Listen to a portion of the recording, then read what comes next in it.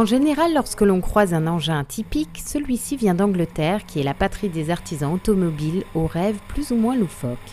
Si le véhicule que nous découvrons aujourd'hui a eu des origines britanniques, c'est tout de même en France que son aventure s'est développée.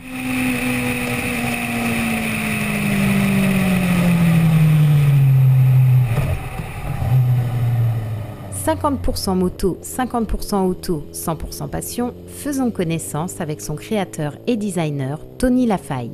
C'est une révolution Evo, donc un modèle de 2010. Ce modèle donc, est équipé d'un 1000 G6R de 165 chevaux, donc qui développe une puissance suffisante pour emmener l'auto jusqu'à 260 km/h en vitesse de pointe, une accélération du 0 à 100 en 3 secondes 6. Donc c'est quand même des performances qui sont je dirais, proches d'une Porsche 911 GT3, donc avec un poids qui est contenu avec une carrosserie en fibre de verre. Donc c'est un engin qui est très très léger.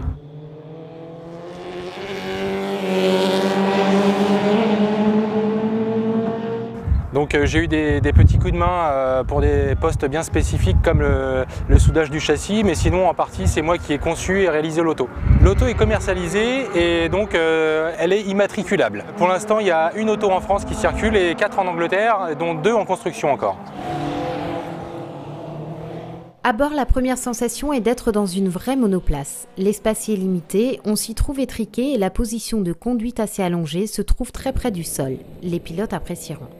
Une fois installé, avec ses commandes au volant, son harnais 4 points, le siège baquet et le pédalier de course, la Révolution nous transporte dans un univers de course. Première enclenchée, l'engin se met en mouvement avec facilité.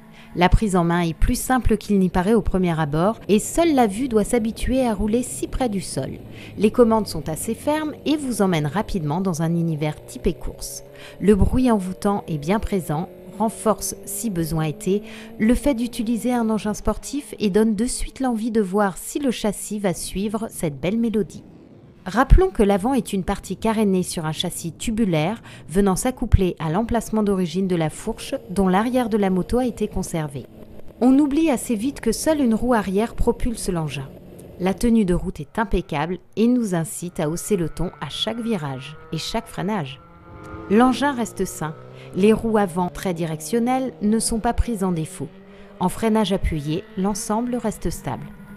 Plus amusant et plus stable qu'un Can-Am Spyder, la Révolution Evo vous mettra un large sourire sous le casque. Le véhicule procure un vrai plaisir de rouler, agréable et peu commun.